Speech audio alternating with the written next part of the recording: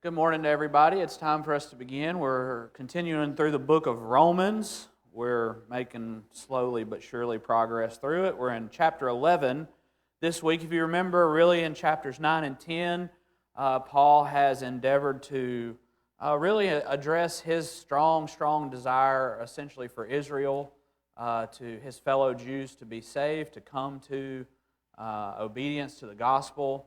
And he has emphasized that a couple of times. He's also emphasized that the reason that they are not currently saved is because of their unbelief. And so we've noted that several times. And so I just want to read at the end of chapter 10, the last verse, because I think it was very, very important for us to see this about God. It says, "But of Israel, he says, all day long I have held out my hands to a disobedient and contrary people." And so again, we have God holding out His arms, waiting for Israel to come back to Him. And so that's a very powerful image. And so, picking up from that idea, going on into chapter 11, verse 1, Paul says, "I ask then, has God rejected His people?" Really the question that he's asking is, has He rejected them completely? Are they without hope, is what Paul is asking. Is there no chance for them to be saved? And notice what he says. By no means. We have seen that repeatedly throughout the book of Romans. It's really the strongest way that Paul could say no. The King James Version says, God forbid. And so the idea that Israel has no hope is just appalling to Paul. And so he says, absolutely, they have not been completely rejected. He goes on, "For I myself am an Israelite, a descendant of Abraham, a member of the tribe of Benjamin." How did Paul know that Israel still could come back to God?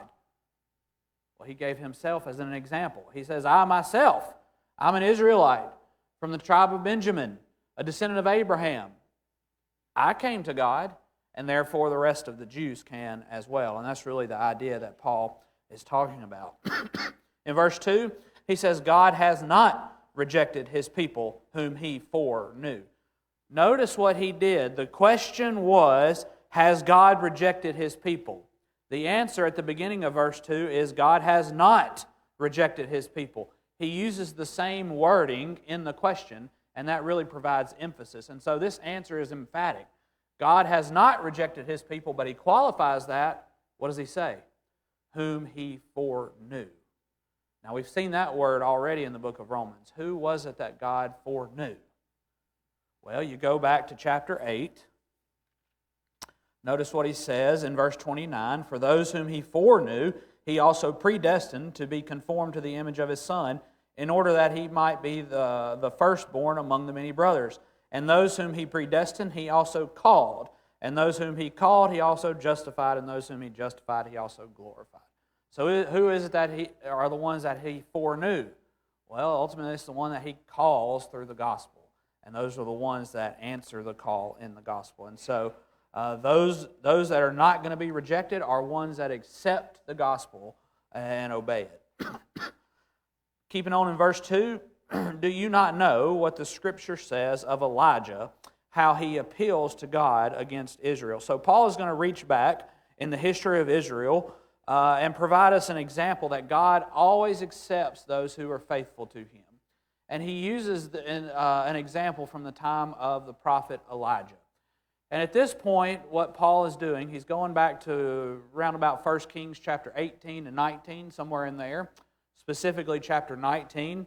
In chapter 18, God, through the prophet Elijah, had defeated all the prophets of Baal. And so King Ahab, I think it's King Ahab, returns and tells Jezebel, his wife, what had happened. And what did Jezebel say? She sends a messenger to Elijah and says, "By tomorrow, you're mine, buddy." Basically, of course, I'm putting that in my own words. And so Elijah runs. And it is while on his fleeing that he makes this appeal that Paul is going to refer to God. And notice what he says in verse 3. "Lord, they have killed your prophets, they have demolished your altars, and I alone am left, and they seek my life." Verse 4, "But what is God's reply to him? I have kept for myself 7,000 men who have not bowed the knee to Baal." And so again, Paul is using that example from Old Testament history to show that even though Elijah may have felt like he was the only one, what did God say? No, there are still some that are faithful to me, a remnant that are faithful to me. Now there's a couple of things I want us to appreciate about this. God, even when sin is rampant in the land, like it was in the time of Elijah, God still knows who is faithful to Him. That's encouraging to me. You know, I may go through this whole world, my whole life while I'm here on this earth, and the world's elite, if you will, may never know who Drew Dulaney is. But guess what? If I'm faithful, God knows me. He knows who is faithful to Him. Now, of course, that idea of God knowing us, I'm talking about knows us intimately. We have a relationship with God, and that's the point. Even when sin is rampant, we can still have a relationship with God. And that's encouraging to me. I'm reminded of the account of the rich man and Lazarus. Isn't it interesting when the Lord is talking about that? Of course, people on the earth would know the rich man's name, wouldn't they? They would know who he is, right?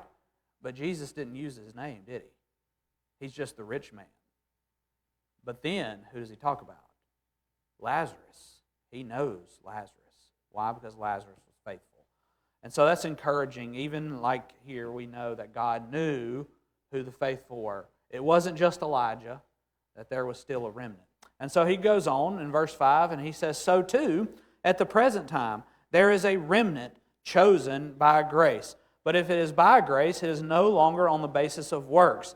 Otherwise, grace would no longer be grace." And so in Paul's time, there was still a remnant that was faithful, and this remnant was chosen by grace. Now, the contrast here really seems to be they were not God's people based off of works of the law. That's really what Paul seems to be contrasting here.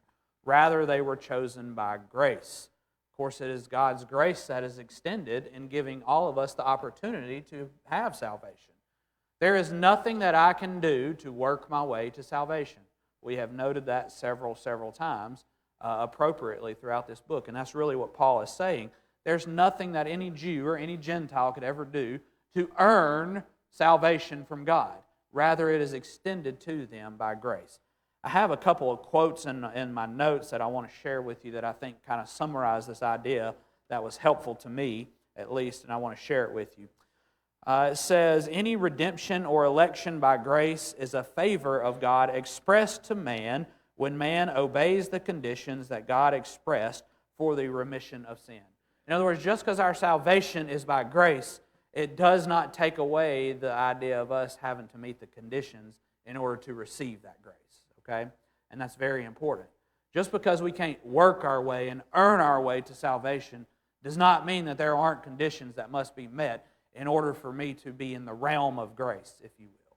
Another quote I have for you, it says, "One must be careful not to denigrate the importance of the obedience to the conditions that God and Christ have expressed for this favor or grace to be granted." And so I think that's an important thing for us to remember every time that we're talking about grace versus us not being saved by works. All right, going on, verse 7, what then? Basically what Paul's saying. What's the conclusion of all this? Israel failed to obtain what it was seeking. The elect obtained it, but the rest were hardened. What was it that Israel was seeking? Well, you go back to chapter 9, verse 31, Paul says, "But that Israel who pursued a law that would lead to righteousness." What was Israel seeking? They were seeking a right relationship with God. They were just seeking it in the wrong way. They were seeking it through the law. And so, because of that, they did not obtain righteousness.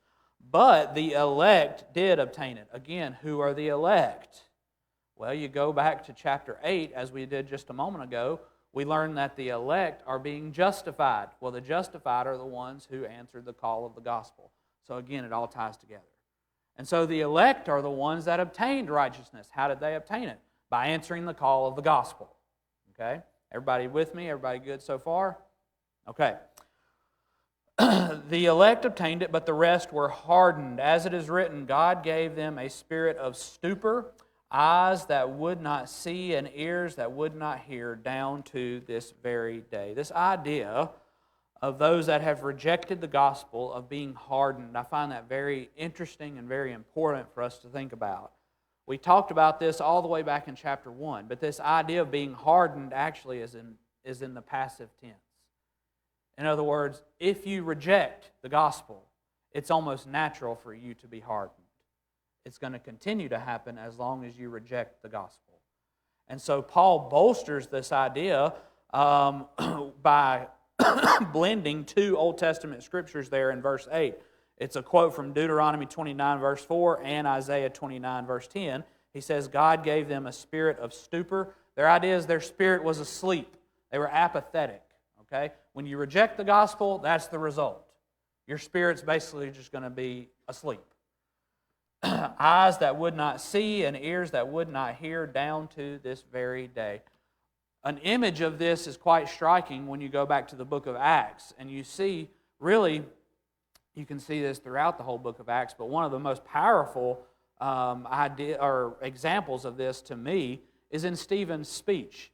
Stephen was speaking to a group of Jews, and Stephen provides probably the most comprehensive speech on the history of Israel that there is in all of Scripture. And he's speaking to the Jews, and he's saying basically, you rejected this deliverer, and now ultimately you've rejected the deliverer. Well, what was their response? They kept rejecting, and what happened? They even rejected Stephen's speech. They were hardened. They couldn't see. They couldn't hear it. And that's what Paul is referencing here, that example. God gave them a spirit of stupor, eyes that would not see and ears that would not hear, down to this very day. Verse 9, and David says, let their table become a snare and a trap, a stumbling block, and a retribution for them. Let their eyes be darkened, that they cannot see, and bend their backs forever. In verse 9, Paul is quoting from Psalm 69, verse 22 and 23. David is essentially asking God to punish his enemies. That's what he's doing. The table represented what? What do we do when we meet around a table? Well, we enjoy a meal together. We appreciate the blessings that God has given us, all the bounty that has been provided for us. And what is David doing? Let that table be used as a trap or a snare for your enemies. That's what David is saying. Those that have rejected the gospel are in contrast to God's will. Therefore, they are His enemies. And so, all the wonderful things that God had provided, the table, if you will, all the wonderful things that God had provided to Israel, they had rejected. And so what was the result of that? It was going to end up being a snare and a trap for them. That's what Paul is saying. Of course, that culminated in Christ. How many times does the New Testament talk about Jesus being a stumbling block to the Jews, being a trap? And so that seems to be what Paul is referencing here. Now, I want us to notice something there in verse 10. It says, let their eyes be darkened so that they cannot see, and bend their backs forever. The idea that Paul is saying is those that reject the gospel, those that reject the Messiah, are going to be under the weight of their transgressions forever. Their backs are going to be bent from the burden of their transgressions forever. It's quite a powerful image, especially when you think of it in the context of what our very own Lord said in Matthew chapter 11. He says in verse 28, come to me, all who labor and are heavy laden, and I will give you rest. Take my yoke upon you and learn from me, for I am gentle and lowly in heart, and you will find rest for your souls. For my yoke is easy and my burden is light. You see, we have two options.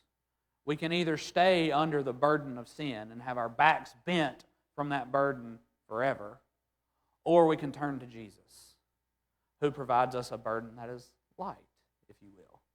And so what was the problem with the Jews? They had rejected Jesus. Therefore, they were going to stay under their own burden of sin. What was their answer? Turn to Jesus. What's our answer? Turn to Jesus. And so it's a quite powerful image, if you will, about us being able to have a light burden, but we have to turn to Jesus. All right, verse 11, so I ask, did they, that being the Jews, did they stumble in order that they might fall? Again, the idea is, have they stumbled to the point that they have no hope? Have they fallen beyond being able to be saved? That's what Paul is asking. Of course, he says, by no means. Again, God forbid. Rather, it is through their trespass salvation has come to the Gentiles so as to make Israel jealous.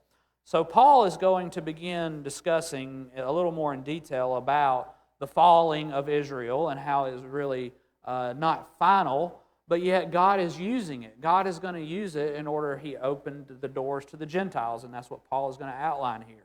But he's also going to emphasize something else. He's going to emphasize that this fall is not final, that I am still waiting for Israel to turn to me. And that's what Paul is going to emphasize here.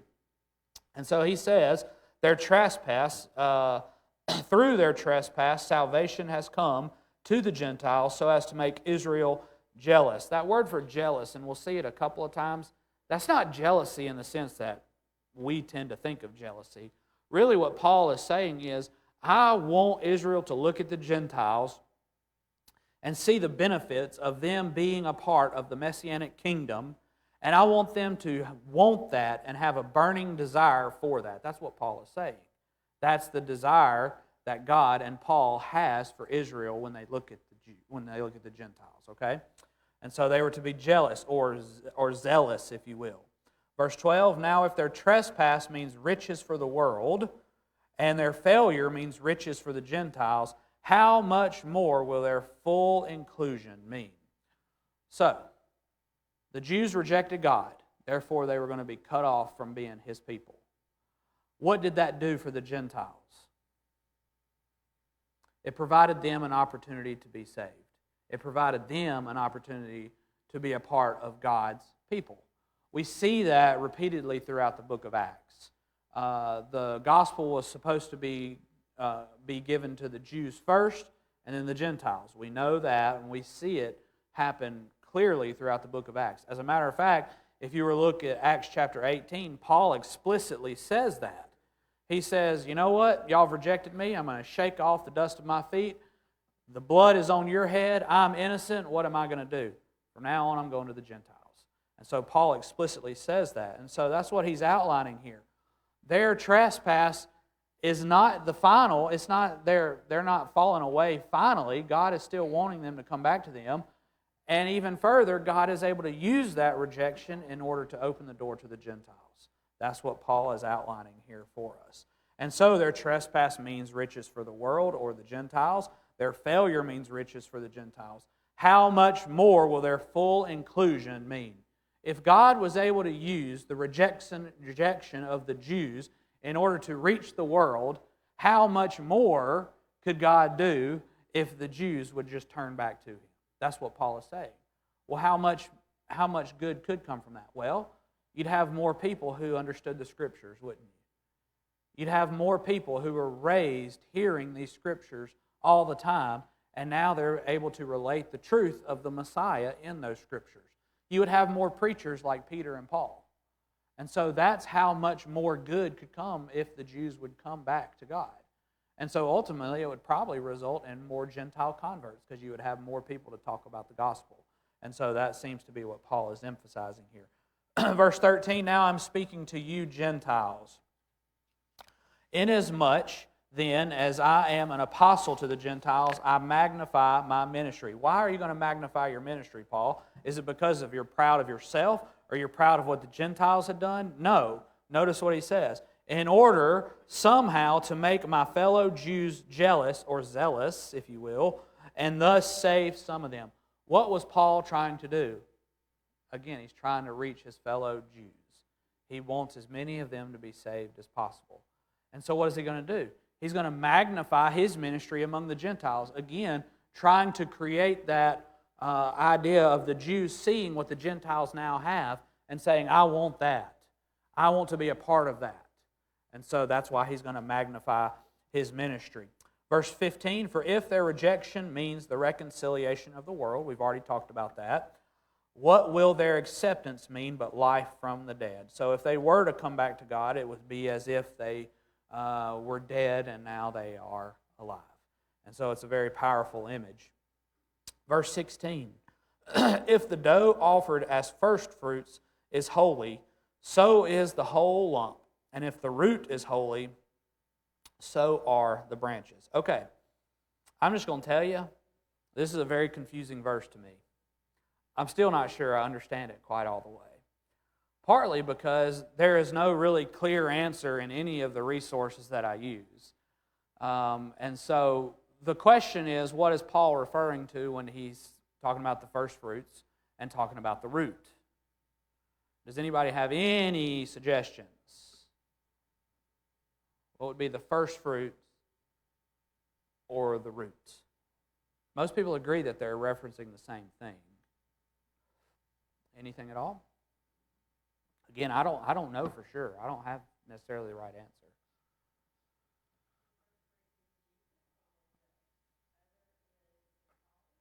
So that's one answer. The first fruit and the root referring to Jesus. And the others would be those that are now connected to Jesus. That's one of the suggestions. Another suggestion is that the first fruit and the root refer back to God's people in general, if you will, those that have been faithful to Him, specifically probably the patriarchs. Where it all started is what some people believe. And most people point to Abraham as being the first fruit and the root. And if that's the case, really the point that what Paul is saying is just like Abraham was faithful, so can the rest of the Jews be. That's really the point that I think Paul is trying to make here, is that the rejection, the Jewish rejection, is not final. In other words, these men were faithful, therefore you can be faithful too. Okay? And so again, it is a very confusing verse, but most people do come to an agreement and say that the major point that Paul is trying to drive home here is that the rejection of the Jews is not final, that they can be accepted. Okay, just like the first fruit was accepted, so can they. Just like the root was holy, they can be holy. And so that seems to be the emphasis, and it fits pretty well within the context here as well. Verse 17, but if some of the branches were broken off, and you, although a wild olive shoot, were grafted in among the others, and now share in the nourishing root of the olive tree, do not be arrogant toward the branches. If you are, remember it is not you who support the root, but the root that supports you. So Paul is going to take this idea of the root and develop it a little further, the branches and the root. So he goes on and he says, but if some of the branches were broken off, what are those branches that were broken off? The Jews that had rejected the Messiah. At one point, they were a part of the root. They were a part of the cultivated olive tree, is what he's going to refer to here in just a moment. At one point, under the Old Testament system, they were a part of God's people. But then, when the Messiah came, they rejected Jesus. What happened? They were cut off. Why? Because now they're no longer part, in rejection of the Messiah, you can't be a part of God's root, if you will. And so, he says that they were cut off. And then he goes on, and you, although a wild olive shoot. Who's he talking about? Remember, who did he start talking to in verse 13? The Gentiles. The Gentiles are the wild olive shoot. They were grafted in. It's the same thing that he's been saying this whole time in this chapter. When the Jews rejected the gospel, it provided an opportunity for you Gentiles to be a part of God's kingdom. That's what he's saying. And so they were grafted into the root as a wild olive shoot. And now they share in the nourishing root of the olive tree, the cultivated olive tree. Israel was God's chosen people. They were His cultivated olive tree. He took care of them. He nourished them, all those wonderful things. Now the door had been opened to the Gentiles to be grafted in, to be a part of that cultivated olive tree, if you will. Now some people have a problem with this imagery that Paul uses here. They say, see, he didn't know anything about plants. It's really contrary to nature to take a wild olive tree, a branch from that wild olive tree, and graft it into one that's cultivated. that is contrary to nature. Miss Valerie could probably tell you a whole lot more about that than I could, but I'm just taking it for what I've read. It's contrary to nature. That was not the normal way. Most of the time they would take a olive tree from a cultivated, a branch from a cultivated olive tree and graft it into a wild one, most naturally. But in this sense, God was able to take the unnatural way, the wild olive branch, and graft it into a cultivated one. And that's the point. The point is that Paul didn't know about plants. That's not the point. The point is God's doing the grafting. God has the power. That's the point that Paul is trying to make. And so even though these Gentiles, they were a wild olive branch, through their obedience, what was he able to do? He was able to make them a part of his people. And aren't we thankful for that? Going on, verse 19, so he warns verse 18, he warns them, don't be arrogant toward the branches. Don't look down on those that have been cut off, on the Jews. Don't be arrogant towards them. If you are, remember it is not you who support the root, but the root that supports you. Verse 19, then you will say, branches were broken off so that I might be grafted in. That is true. They were broken off. But why were they broken off, Paul? They weren't broken off just because you Gentiles were special.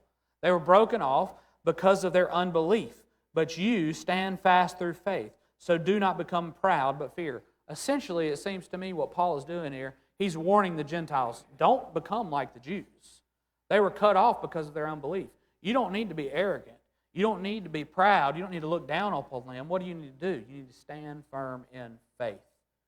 That's what he's warning the Gentiles to do. So do not become proud, but fear.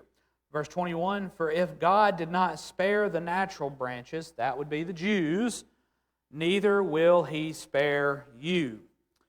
Verse 22, note then the kindness and the severity of God. Severity toward those who have fallen, but God's kindness to you, provided you continue in his kindness. Otherwise, you too will be cut off. And even if they do not continue in their unbelief, will be grafted in, for God has the power to graft them in again. For if you are cut from what is by nature a wild olive tree, that being the Gentiles, and grafted contrary to nature, remember we mentioned that just a moment ago, this is not the normal way, but God's the one doing it, grafted contrary to nature into a cultivated olive tree, how much more will these, the natural branches, be grafted back into their own olive tree? There's a couple of things I want us to emphasize here that I think are very important. Number one, Paul wants these Gentiles to behold two separate qualities of God. Number one, he wants them to note the kindness, and the other one is the severity of God. You see, there's two different qualities that are on display here. God is going to be severe to those who reject him, isn't he? But he's kind to those who submit to him. And that's what Paul is wanting the Gentiles to see here. Don't be arrogant. Don't be like the Jews. You better see what's happening to them, and you better look at what God has done for you, and therefore you stand faithful. That's what Paul is emphasizing here. Now, there's a quote for you that I have on your page that I want to share with you. This is a little bit of a side note, but I think it's important. It says, men often overemphasize or de-emphasize one or the other, talking about the kindness or severity of God.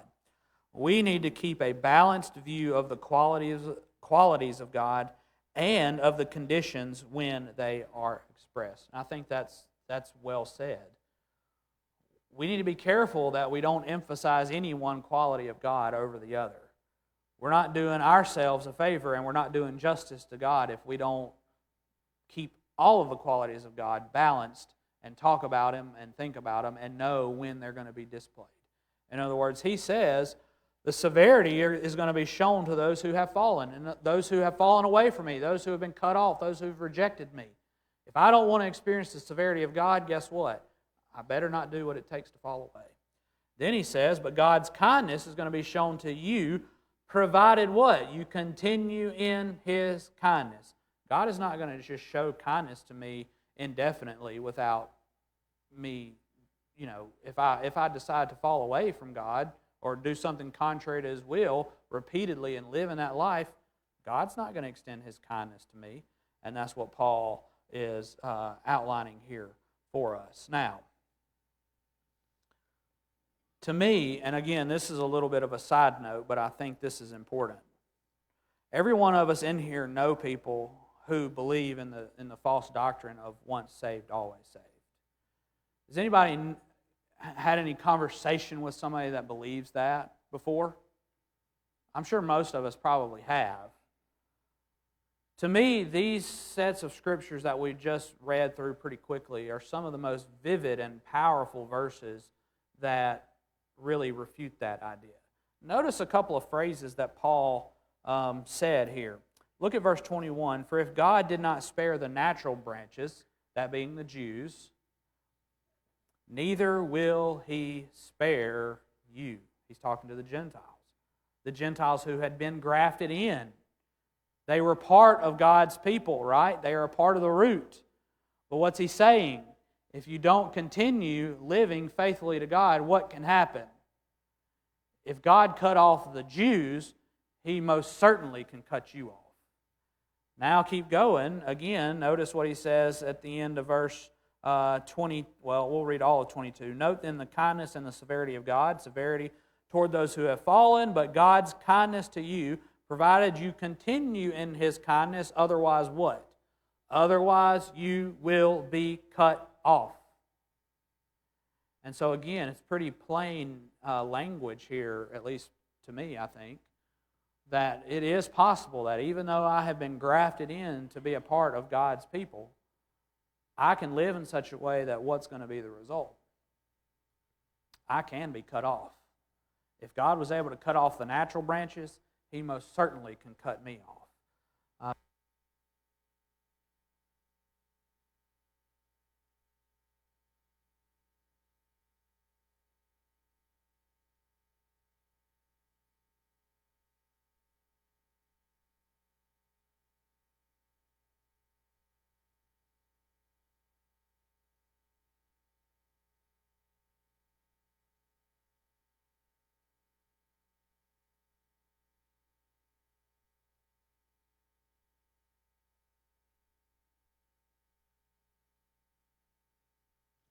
All right. We're back. Cool. All right. So Paul, I just wanted to mention, Paul paints us a pretty good image of the possibility of being able to be cut off, which would refute the doctrine that is believed by so many people that we know in this world that believe that just because you're saved eternally. Well, that's not fitting within Scripture. All right, verse 25. Lest you be wise in your own sight, I do not want you to be unaware of this mystery, brothers. A partial hardening has come upon Israel until the fullness of the Gentiles has come in. All right, this is the other verse in chapter 11 that gives me fits. First off, he did not want them to be unaware of this mystery. What's the mystery? A mystery in the New Testament is not something that is mysterious, if you will. It is not something that we can't understand. That's not what Paul is saying. A mystery in the New Testament is referring to something that was once hidden, not revealed. It is now being revealed. And so the mystery in this case is what he's been talking about. That the rejection of the Jews was going to result in an opportunity for the Gentiles to be saved, but that God wanted the Jews to see what the Gentiles now had and become zealous and now turn back to God. That's ultimately what the mystery that Paul is referring to here. And he didn't want them to be ignorant of it so that they wouldn't become arrogant or wise in their own sight again. And then he goes on and he says, a partial hardening has come upon Israel. What's he talking about there?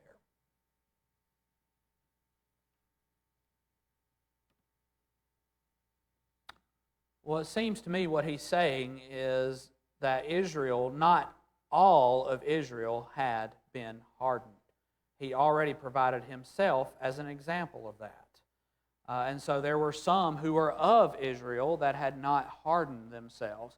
They had submitted to God. They had submitted to the gospel. Therefore, they were not hardened. And he goes on and he says that a partial hardening has come upon Israel until the fullness of the Gentiles has come in. Now, this word until gives some people some pretty good fits. Some people will take this verse and say that there will be a hardening on the nation of Israel until the fullness of the Gentiles has come in. And whenever that fullness is completed, then all of Israel is going to be saved. That's not really what this verse is teaching. Part of the reason that people believe that is they misapply one of the meanings of the word until. So here's an example. Until can mean that I'm going to do something until a certain time and then I'm going to stop it. Everybody understand that? For example, let's say I'm going to go to lunch today and I'm going to eat until I am full. What does that imply? Well, first off, you can look at me and know that's not necessarily true. But secondly, it implies what? That I'm going to eat, and I'm going to stop eating until what? When? When I'm full. I'm not going to be eating anymore after I'm full. That's one way that we use the word until. Another way that we use the word until does not imply that it's going to stop.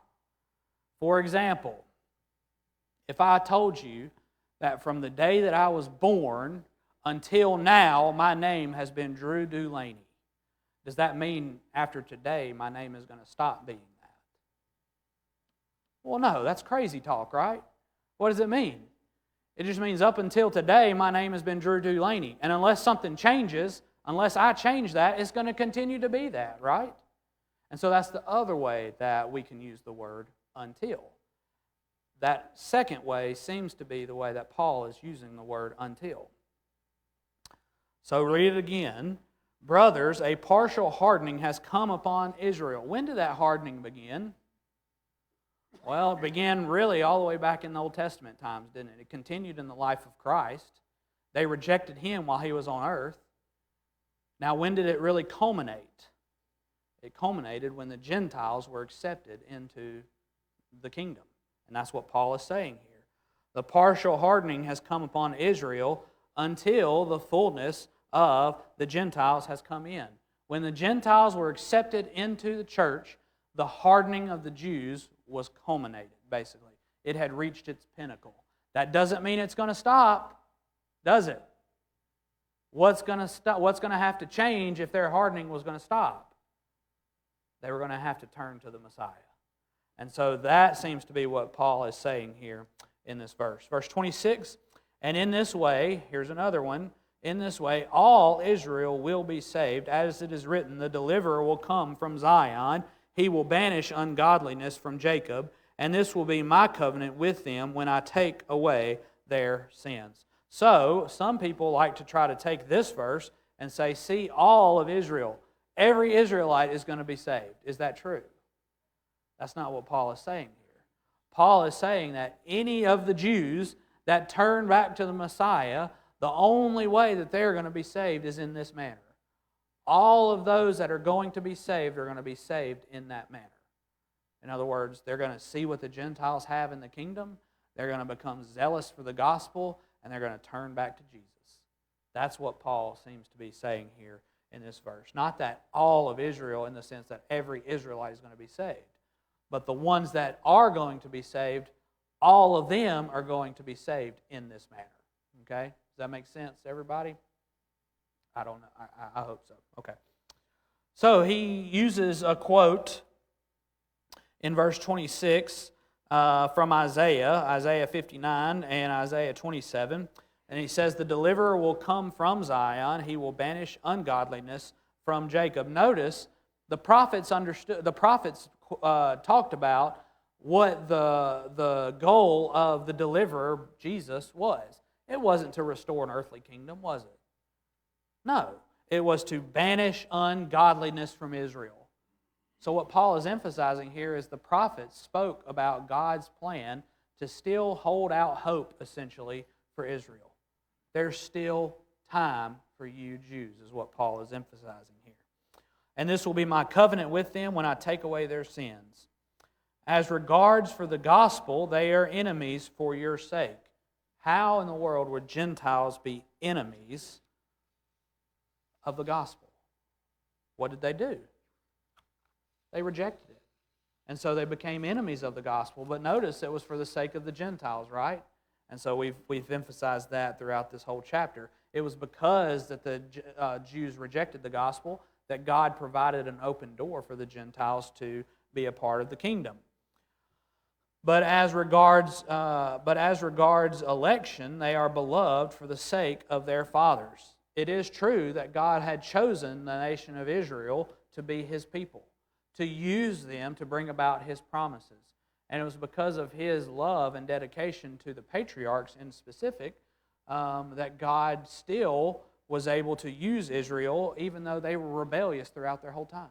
Notice how many times in the Old Testament God says, for the sake of Abraham, I'm going to keep doing this, right? Not because of what you're doing, but for the sake of Abraham. Verse 29, for the gifts and the calling of God are irrevocable. God didn't take away the promises that were given to Abraham that were for the nation of Israel because they were lovable and because they submitted to Him. No, they were rebellious, indignant people, but He was dedicated to His promises to His people. Why? Because of the promises that He made to the patriarchs. Now the same goes for the time now. God still has an open door for Israel, and He is desiring that they turn back to Him. He's not going to repent. He's not going to change His mind. If they just submit to Him, He will save them. That's what Paul is saying here. Verse 30, for just as you, being Gentiles, were at one time disobedient to God, but now have received mercy because of their disobedience. It's the same thing that we've emphasized throughout this whole chapter. So they too have now been disobedient in order that by the mercy shown to you, they also may now receive mercy. Again, Paul is really just kind of summarizing what he's been trying to say throughout this whole chapter. They were at one time disobedient. You were at one time disobedient. But because of the disobedience of Israel, I was able to show mercy to you. And now I want Israel to see the mercy that I've extended to you so that they could receive mercy too. What Paul is saying is, all have been disobedient. Every single person that's ever been has been disobedient. But God is willing to show His mercy to everyone who is obedient. And that's what he says in the next verse. For God has consigned all to disobedience that He may have mercy on all. All of us, Jew, Gentile alike, every person that's ever lived, has at one time been imprisoned due to disobedience. We have been put in the prison of sin. But God opened up that door and shined in the light of His mercy on all who are willing to accept His plan and be obedient to it. And that's what Paul is saying there. So once Paul thinks about and discusses God's plan to save the Jews and really the Gentiles, he really culminates in this chapter and ends it with a shout of praise, if you will. Notice what he says in verse 33. Oh, the depth of the riches and the wisdom and knowledge of God! How unsearchable are His judgments and how inscrutable His ways. How much resources does God have to do what He needs to do? Well, the depth of His riches, it's unsearchable. There's an endless supply of resources at God's fingertips that He can use to accomplish His will. And what about His wisdom and knowledge? Are there things that God is able to understand that we're not able to understand? Absolutely. For example, God being able to use the rejection of the Jews in order to bring in the Gentiles into the kingdom. No human could really comprehend that, right? And that's what Paul is saying there. Verse 34, for who has known the mind of the Lord, or who has been His counselor? No one of us is ever going to really be able to know the mind of God except for what He has revealed in His Word. And we're certainly not going to be able to provide counsel for Him. God's wisdom and knowledge are at such a depth that none of us are going to be able to offer any counsel to God. Of course, we know that. Verse 35, or who has given a gift to him that he might be repaid? There is nothing that I have that I can give to God that would make Him need to repay me for something. Verse 36, for from Him, God is the source, and through Him, God is the medium, and to Him, God is the goal, are all things. To Him be the glory forever. Amen.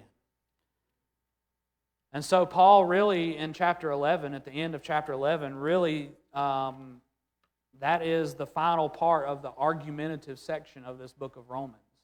And so starting next week in chapter 12, he's really going to start with more of his application section to his readers. And so next week we will pick up, Lord willing, in chapter 12. Thank you so much.